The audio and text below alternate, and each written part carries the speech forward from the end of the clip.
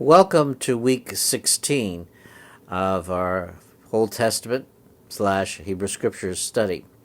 Now, as I said, what we're doing in this part is we're giving an overview of the book.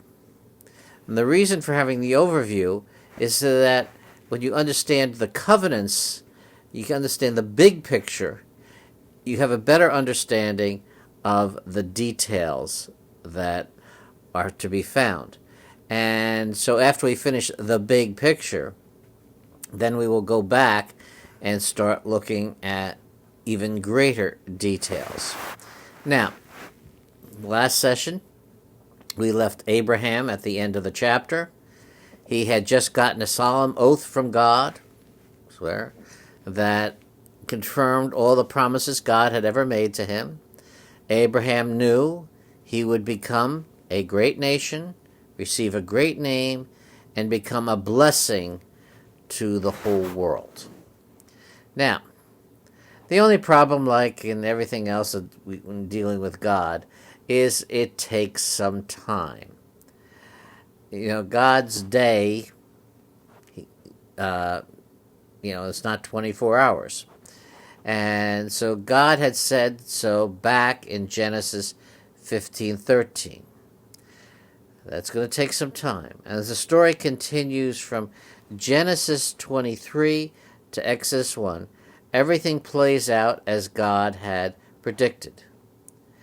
That dark night when he first made the covenant of the pieces, remember where God went as the fire between the parts of the animals with Abraham? Abraham's grandson Jacob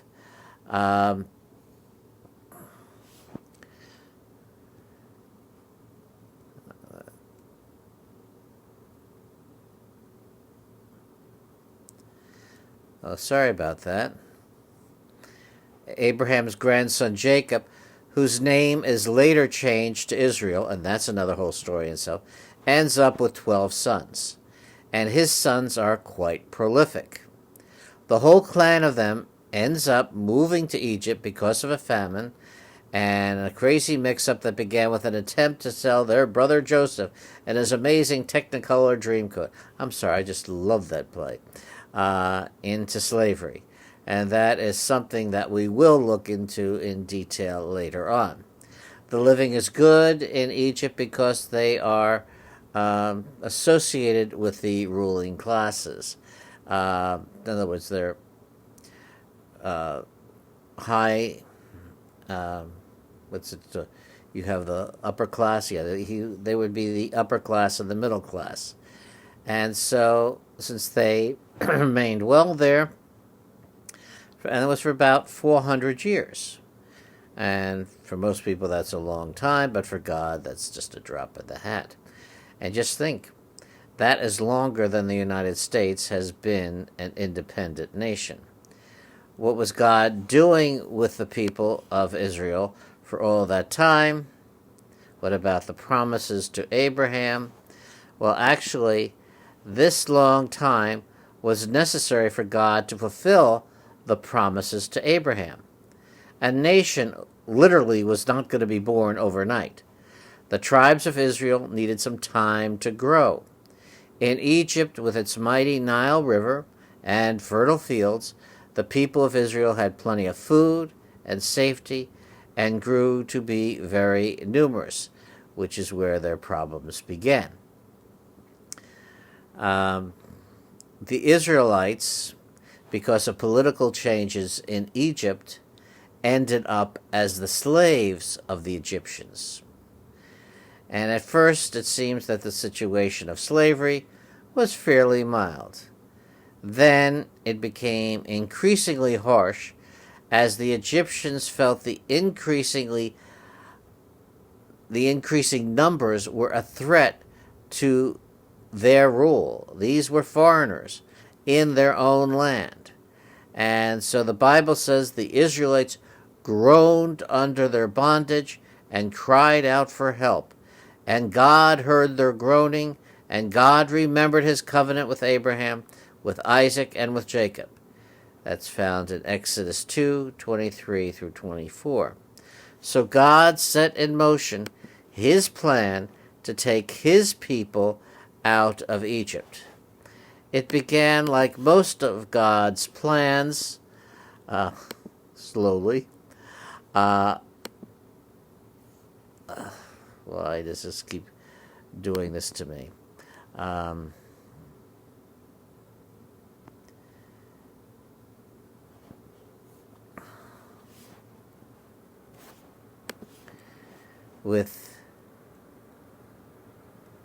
Sorry about this.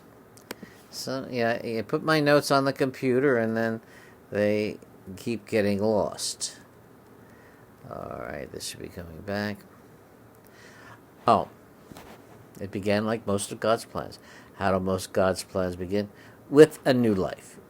You had the story of Adam, and for Christians, the story of Jesus. And this child is named Moses. And the Bible says that he is a special child. Exodus chapter 2, verse 2. The Bible doesn't say how they knew that he was special. The Dead Sea Scrolls record a somewhat different tradition that Moses' ancestor Noah glowed brightly at birth, marking him out as special. So maybe Moses inherited the glowing capability at his birth.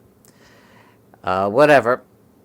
Moses' mother had to hide him because Pharaoh had decided to kill Hebrew baby boys. When Moses was too big to be hidden any longer, his mother put him in a basket and floated him down the Nile. This was the ancient equivalent of leaving a baby on someone's doorstep.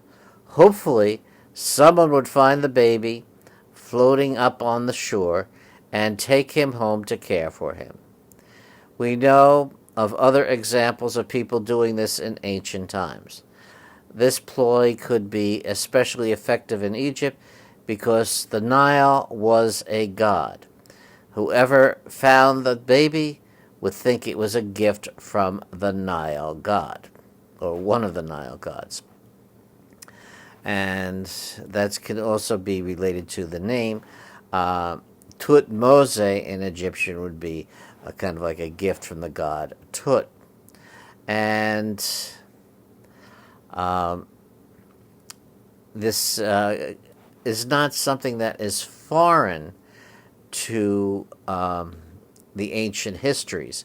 There were other ancient kings that survived a persecution of children and were sent down a river or some other way they were left, and this way that they became part of the ruling class. So this isn't as far-fetched in the ancient world as it would be if you watch the Cecil D. DeMille Ten Commandments. Now, I don't need to retell the whole story of the Exodus because you've probably seen either the Ten Commandments or the Prince of Egypt already. And neither one, as a matter of fact, the rabbi suggests that if I was going to show any movies for our Jewish veterans in the hospital, to show the Ten Commandments, which I did. And now, the baby gets adopted by the richest girl in Egypt, Pharaoh's daughter. Moses' biological mom gets paid by the government to nurse her own baby. And Moses is in line in the royal court until he's in a position to influence state policy toward the Hebrews and get them released. In hindsight, we can say he was probably God's plan A for the freeing of Israel. All Moses had to do was stay put and stay out of trouble until he had the power to free his people legally. That's how it could have been done. But God doesn't ever seem to take the easy plan on doing anything, and especially when he has to count on human beings like Moses to accomplish this. But, of course, Moses killed an Egyptian. He buries the body in the sand. Here's a question. He doesn't seem to be as bright as expected. And as expected, the sand blows off the body. The body is found. Moses is discovered. And he has to flee to the far side of the desert to get away from his adopted grandfather, the Pharaoh. Exodus chapter 2, verses 13 through 15. He ends up tending sheep for a living. And that's in Exodus 3:1. Now, this is the, first of all, I may have to apologize to somebody.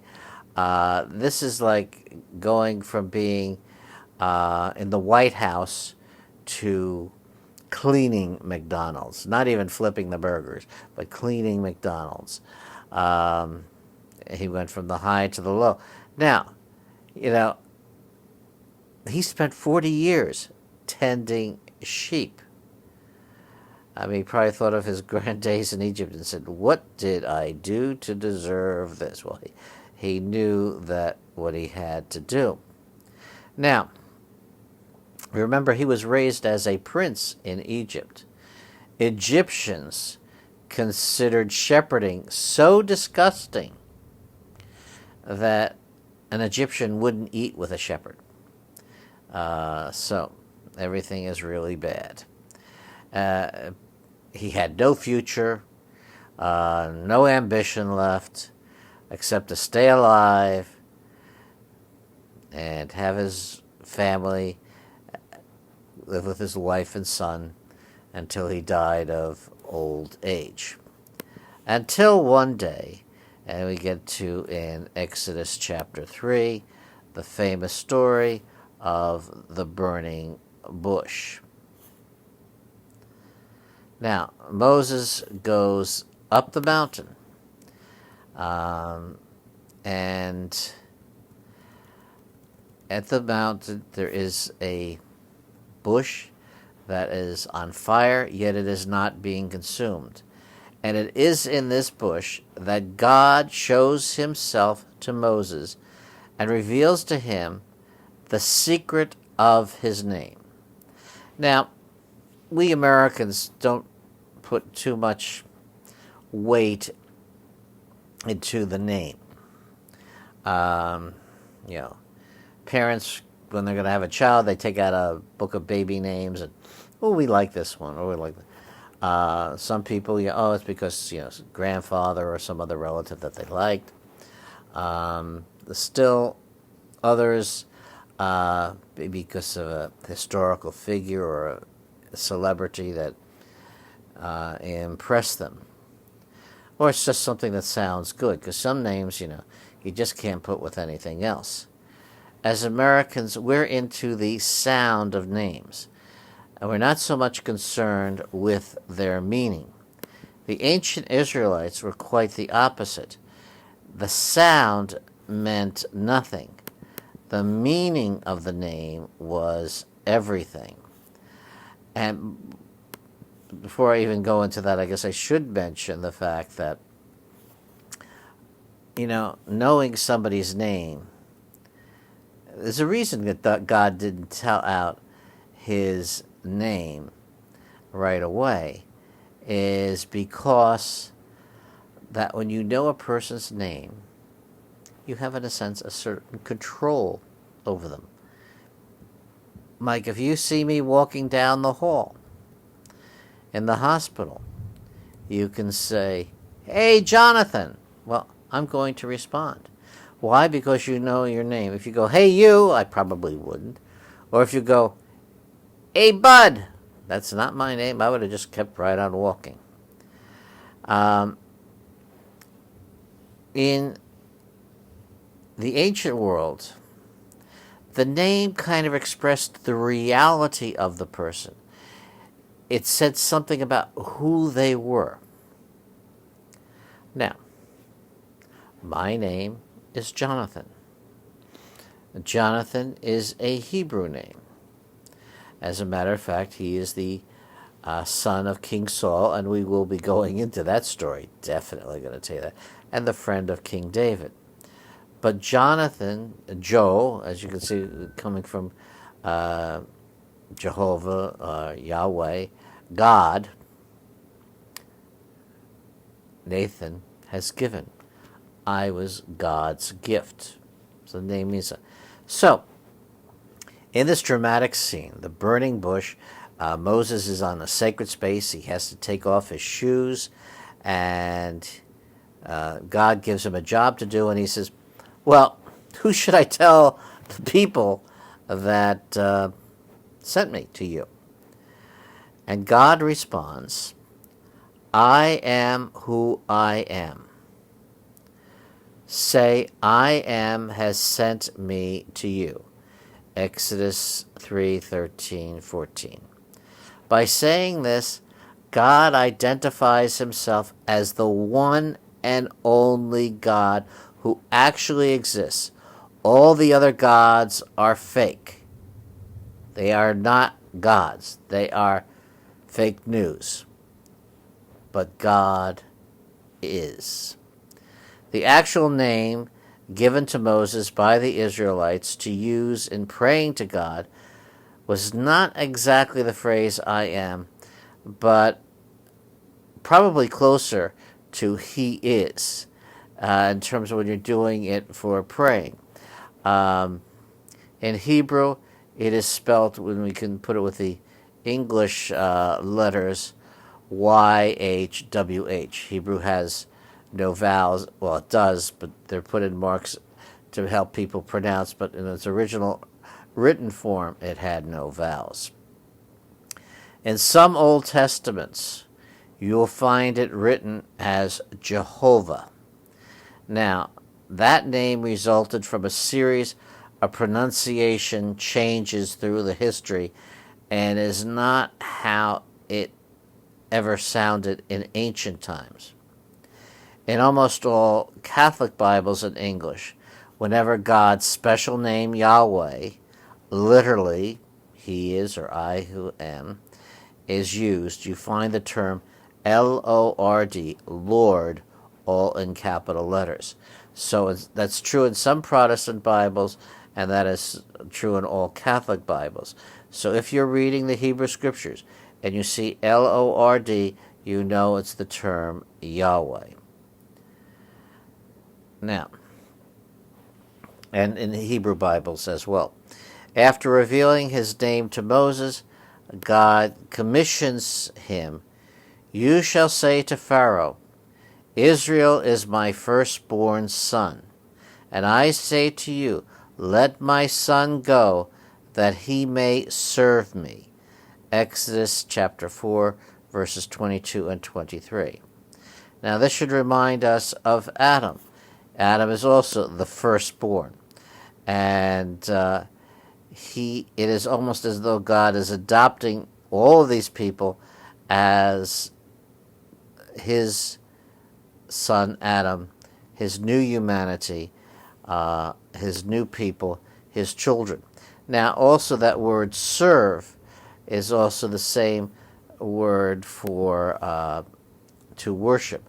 So God is asking Pharaoh to let his people, his children, go out into the desert and worship. Now, always wondered, were they supposed to return after they worshipped? But it wasn't an opportunity because Pharaoh was not particularly impressed with this because he was going to be losing his slave laborers. Now, so what you have next in the story of the plagues is basically the battle between Yahweh and the Egyptian gods. And just think, every time Christians profess a creed, whether it be the Apostles' Creed, the Nicene Constantinopolitan Creed, the Nicene Creed, we profess our faith in one God. Now, we do that, we have to profess our faith in one God, because there was a time that Christians existed side by side with other people who said there were other gods. And so this was an issue, and I just want you to know that God put the issue to rest in his defeat of the Egyptian gods. And it is the introduction of the concept of monotheism, only being one God. While the while the Jews from Abraham to Moses, you see different stories where they were worshiping other gods. You'll see that again, but that's when it's considered wrong. In the early days with Abraham, like the story of Laban and like that, there is now, with Moses and the burning bush, there is only one God, and so that the Judeo-Christian tradition is monotheism. So when Moses first encountered God in the burning bush, he got the name, and you got to remember, Moses was raised in Egypt, so he knew all those gods there, and so it was expressive of identifying the one true God. Now, in Exodus, God says to Moses, I will be with you, and again, I will be with your mouth still. I will be your God. It can also be understood in terms of being eternal. So now we have an eternal God. Now that's different from what Moses knew in Egypt. The Egyptian gods were cyclical. They were born, they died, and they were reborn. So this was something new and different. Now, Moses had to present this God to the Israelites who were in slavery in Egypt. The slaves were not interested in a philosophical understanding of divinity. They wanted a God who would free them from slavery. They needed to know that their God was the true God and the Egyptian gods were false. Moses stood at the center of a battle between the one true God and all those false rivals. Our God took on all the Egyptian gods. Our God is the Creator, is all-powerful.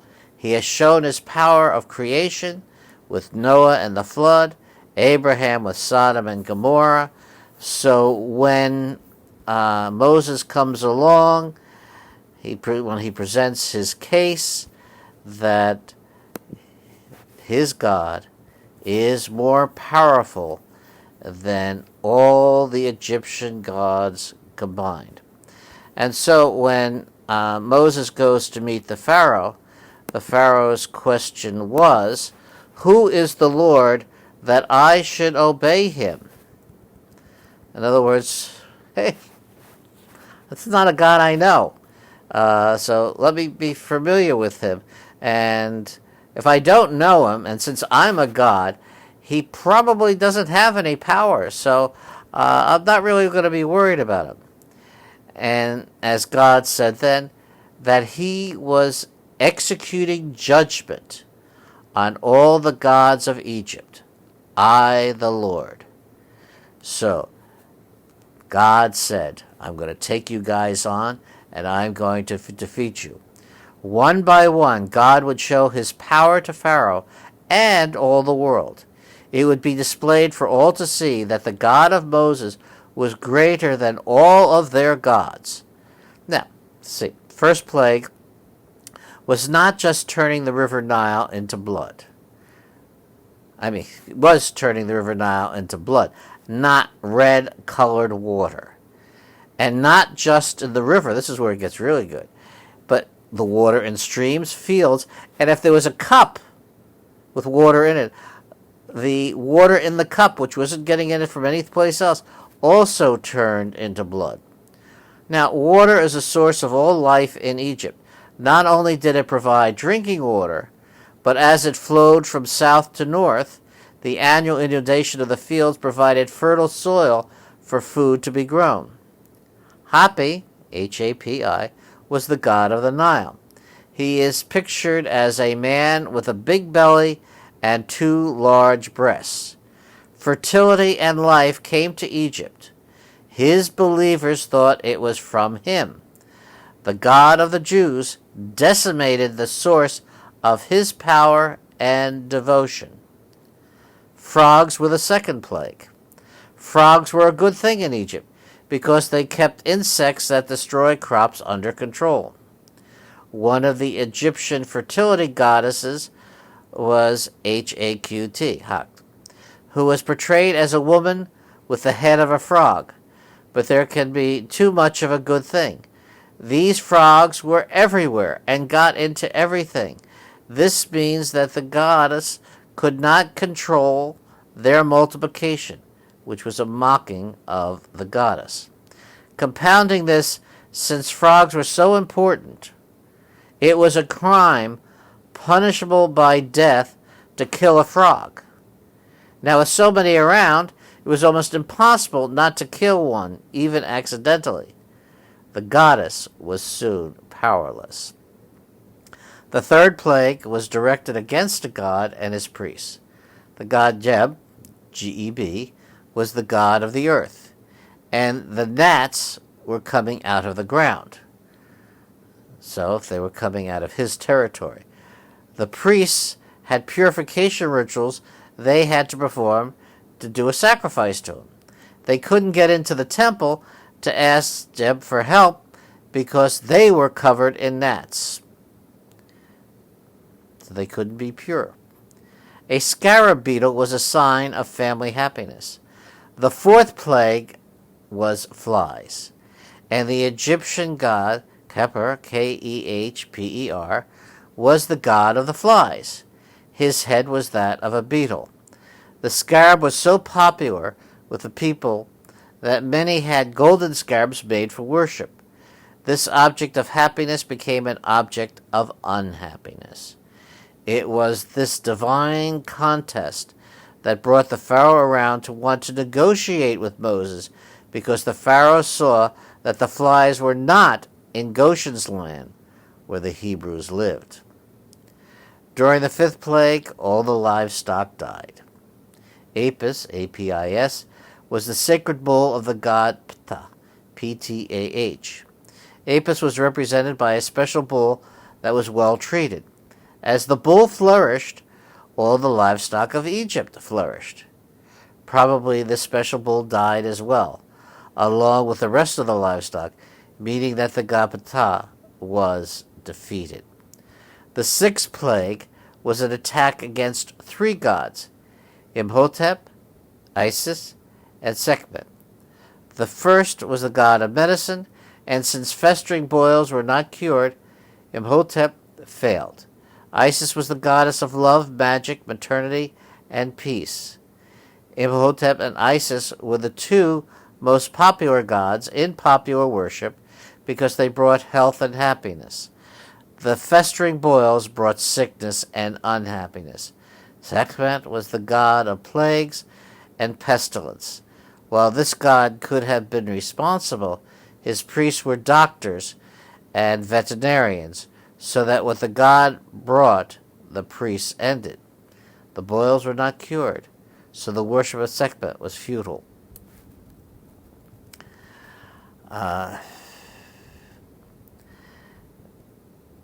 Now, it was time for God to pull out all the punches, as is quoted in Exodus 9:14. For this time I will unleash all my blows upon you, and your servants, and your people, so that you may know that there is none like me anywhere on earth.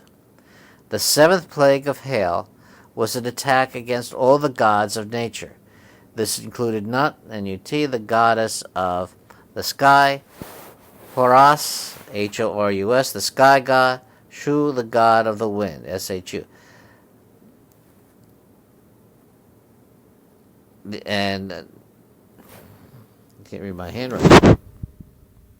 Tefnut, Tefnut, the goddess for rain, dew, and moisture. Osiris, the god of agriculture and nature, and Seth, the harvest god. The powers of them all failed before the work of the god of the burning bush. These gods had failed, the Egyptian food supply was destroyed, the people were impoverished, yet their slaves in the land of Goshen lost nothing. The top of the hierarchy of the Egyptian gods were the sun gods. So the ninth plague was darkness. Aton, Ra, and Amun-Ra could not restore light to Egypt.